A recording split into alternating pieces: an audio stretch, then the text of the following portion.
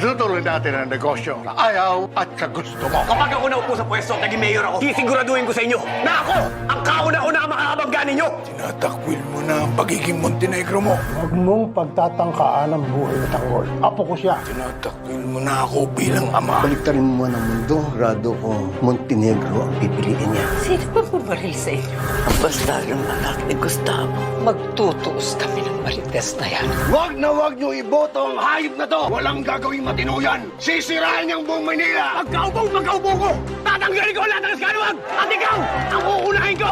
Parang dito pa lang, tatapusin na kita, hayop ka! Ay!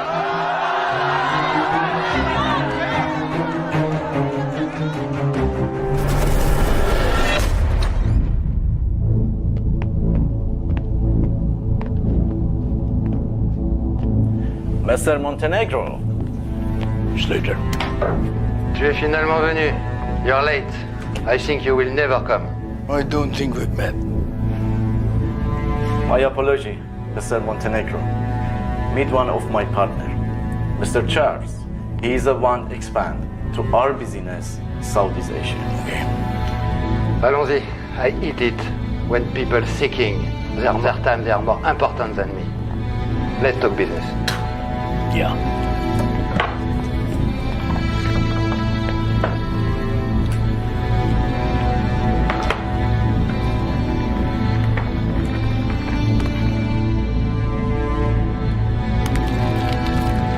Well, what do you think? It's very good. Comment ça, good? Just good. It's our best product. Never you test this type of quality before in your life. What are you talking about? We'll take $500 million of this. Great. I can have ready by tomorrow. It's a deal. Wait. Are you sure of this, Tom? We talk about this. The Montenegro are very professional. I don't think so. I hear they lost a lot of money and drugs with a Korean businessman. How do you want I trust this type of people for selling my products in Asia? My son is going to be mayor soon. I alone have control of the pier. The Manila Pier. We can be partners in our expansion. Take control of Southeast Asia. We will be unstoppable.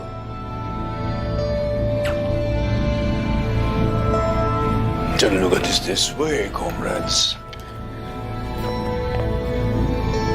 Without my influence, I'll see to it that you'll never be able to infiltrate this part of the region. I guarantee this. Wait. What do you think? It looks like I have no choice. It's a deal.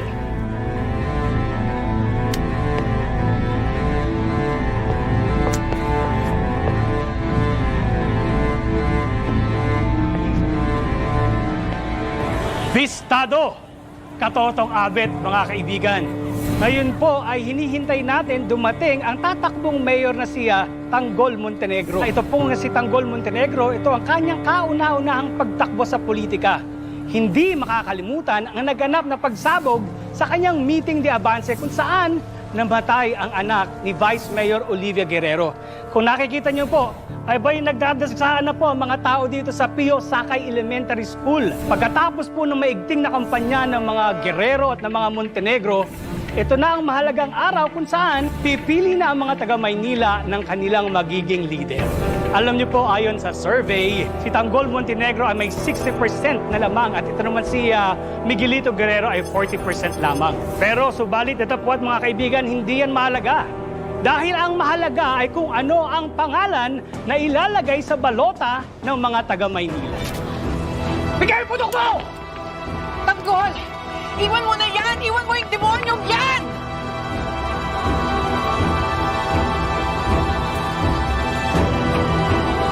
Tanggol, halika na! Pumunta na tayo sa presinto! Halika na! Halika na dato! Hindi ba tayo natin ba? Halika na! Halika na! Halika na! Halika na! Halika na! Halika na! Walang forma. Halika na, dali! Halina kayo! Halina kayo! Hayaan niyo siya! Diyos ko! Nakakaloka yan!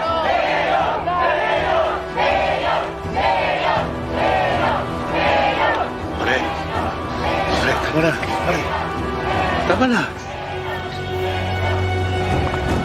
Nanalo yan si Tanggol. Sigurado babalikan ka niya.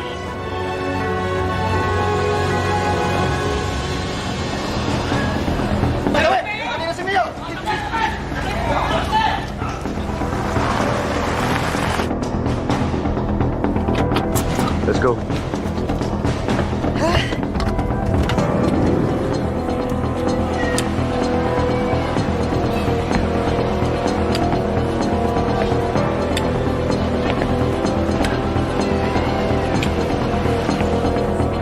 Wow, Ma, this is it. This is really it. The moment has arrived. Sige, positive. Pwede bang bumoto na tayo para matapos itong eleksyon na ito? Halika na. Halina. Ganito, pagkatapos mong bumoto, huwag ka munang umuwi, ha? Ikihalugino ka muna sa mga tao.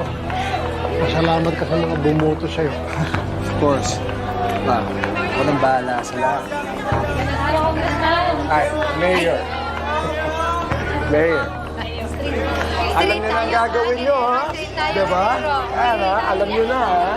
Mabuti umikot ka para yung mga hindi pa dito na kung sino boboto. Kung nakita ka, di ka boboto. Kuya, I'll take care of everything. I know what to do. Ganyan na, anak, ha? Ano lang? Confidence lang. Okay, claim mo na to. Straight career tayo, ha? Straight Guerrero, Straight Guerrero. Please, Ma, pwede ba? These people love me, okay? Kaya ka lang nag-aalala dahil sa survey na yan, but that doesn't do anything. Look at your son, Ma.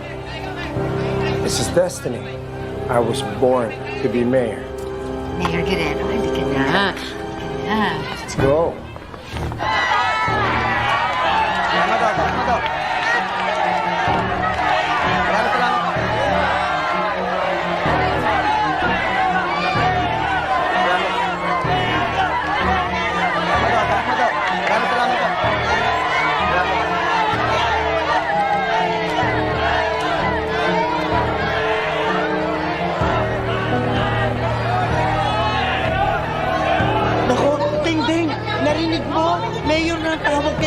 Hindi ako nagduda talagang malakas si Tanggol sa mga tao.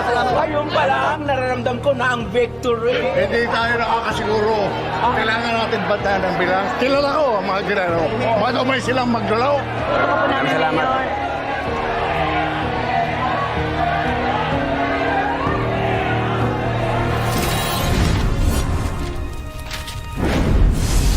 Of the Father.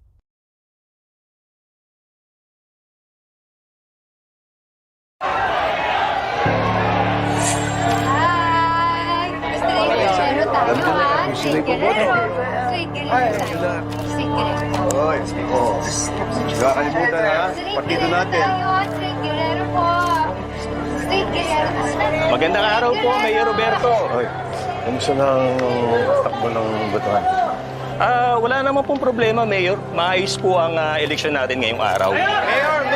Anong masasabi mo sa chance nyo manalo ngayong eleksyon? Marami na kaming eleksyon na pinagdaanan at matagal na rin kami sa public service. Kaya itong eleksyon to, we are confident. Confident po? Kahit ang laki ng lamang ni Tanggol sa survey? Survey na naman? Beth, ikaw naman. Ano ka ba? Huwag ka na maniniwala sa mga survey. Huwag na kayo maniniwala dun. Hindi naman natin alam kung sino nagpapagawa ng mga yan. Hindi ba? Chase, Beth, parang wala ka talagang alam sa politika. Lahat tayo dito alam natin ang purpose ng survey na yan. Para ikondisyon ang utak ng mga tao kung sino ang mananalo. But let me remind you kung ang talagang importante dito. Ang resulta. Kung sino ang mananalo sa eleksyon na ito. And don't you forget that.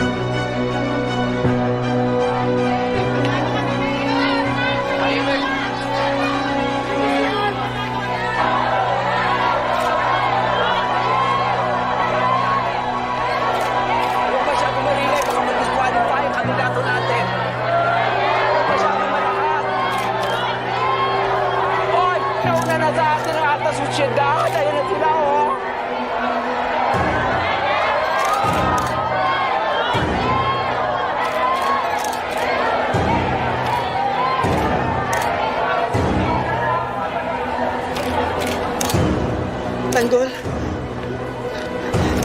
Tanggol, mamaya na lang tayo bumoto. Ha? Mamaya na lang, ha? Baka magkagulo eh.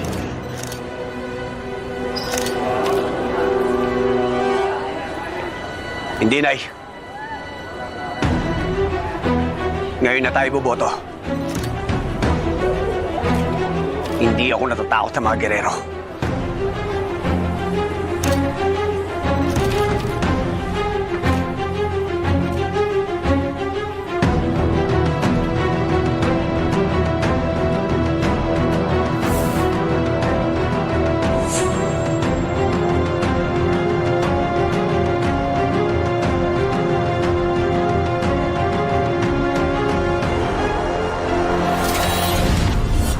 Karahasan, sexual, horror o droga na hindi angkop sa mga bata. Tanggol! Marites!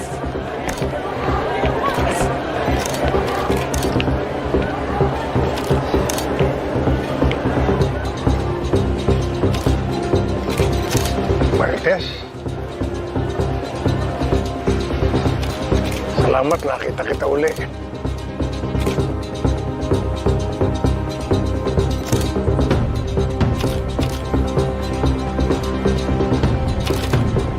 Tanggol.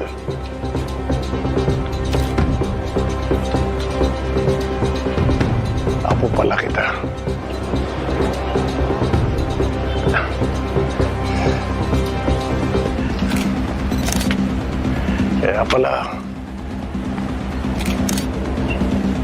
Kaya pala nung nakita kita magaan na loob ko sa'yo.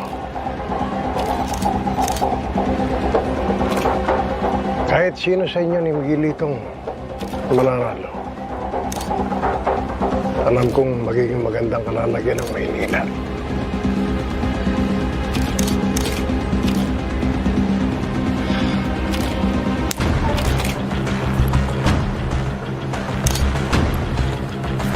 Tanggol.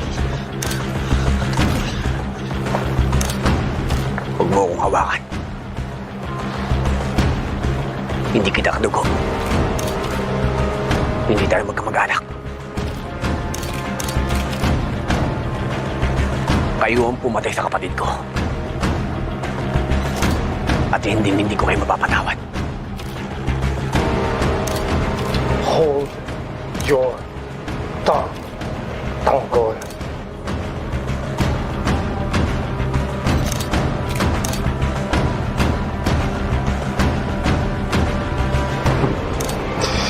Hindi porket nasa publiko tayo, ibig sabihin pwede mo nang bastusin ang pamilya ko. Kayo ang bastos!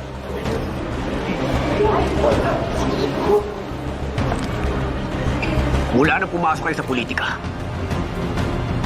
binaboy niyo na ang buong Maynila. Huwag patulong ka. Stop, Tanggol. Huwag patulan. Lito, tama na. Naiintindihan ko na hindi mo matatanggap na pamilya kami. Pero alam kong darating ang panahon, matatanggap mo rin. Dahil dugong gerero ka. Wala siyang dugong gerero! Hindi kayo nagpalaki sa kanya? Sumulpot lang kayong parang singaw na nakabula ang nanay ni Marites. Inaaki mo na kadugo mo si Tanggol. Wala kayong karapatan. Julio! Ano ba tingin mo? Kanino magmamana si Tanggol? Ikaw, Julio. Magkababata tayo eh. Magkaibigan tayong matalik. Nang dahil sa akin, lumaki na lumaki ang negosyo mo. Tinulungan kita. Pinrotektahan kita. Kaya nandiyan ka ngayon.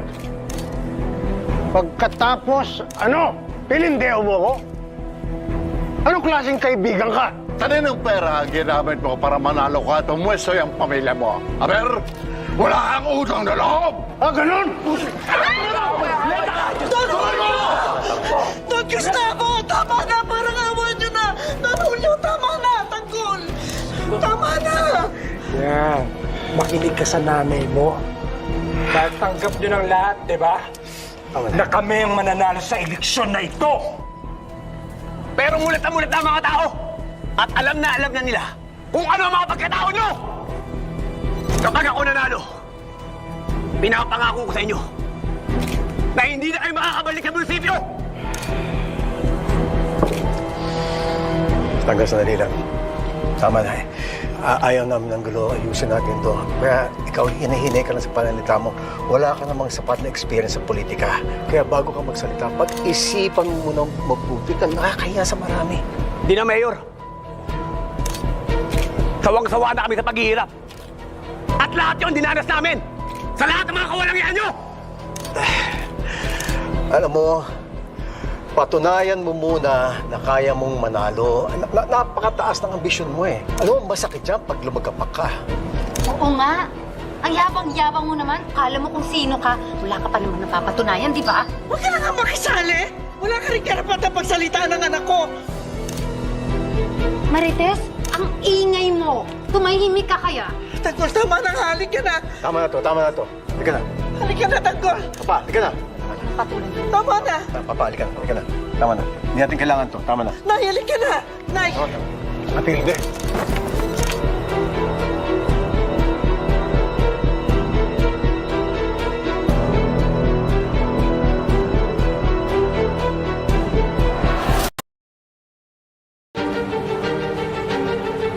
Ang tagal kitang hindi nakita.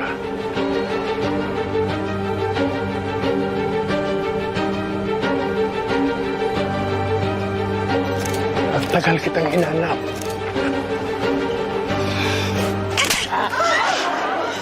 Hayop ka! Sinira mo ang buhay ko. Dinamay mo pati pamilya ko! Matilde, minahal kita.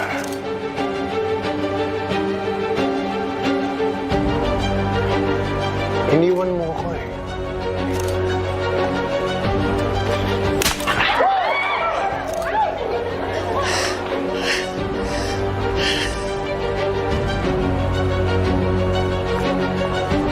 Pagkatapos natin bumoto, bumalik agad tayo sa ospital.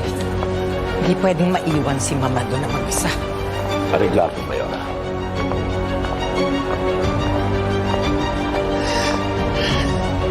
Matilde! Basta mo, hayop ka!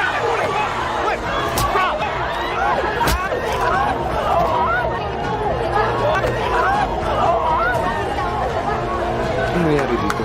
Bilisan mo na ako na ako si Miguel Guerrero.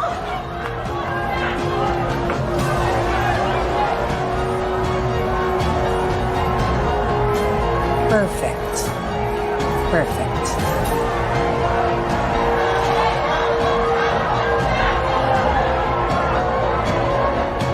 Ano? Ha? Ano?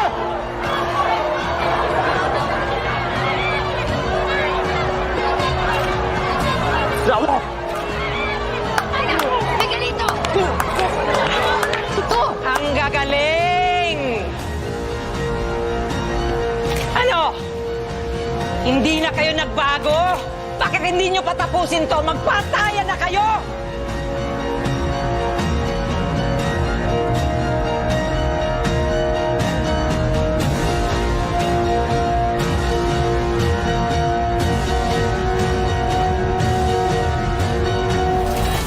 Ano ibig sabihin nito? Buntis ako, Santino. Sa ating dalawa, ikaw ang mas maraming karanasan. Sigurado ka bang... Ano? Alam na ninyong gagawin ninyo. Pagkatapos ng butuhan, gagawin natin ang pinag-uutos ni Mayor. Nakalabas sa tanggol. Sino ang bahala? Kapag natalo sila, pagpaplanuhin ulit nila ang buhay mo. Okay, mag-alala na dahil lagi ako nakahanda. Ayun. Tara na! Baka may tumutunod sa atin. Bilisan mo! Sabi mo, palulustin! Mukhang nahalata na tayo ah! Bilisan mo! Banatan na natin! Lalapitin!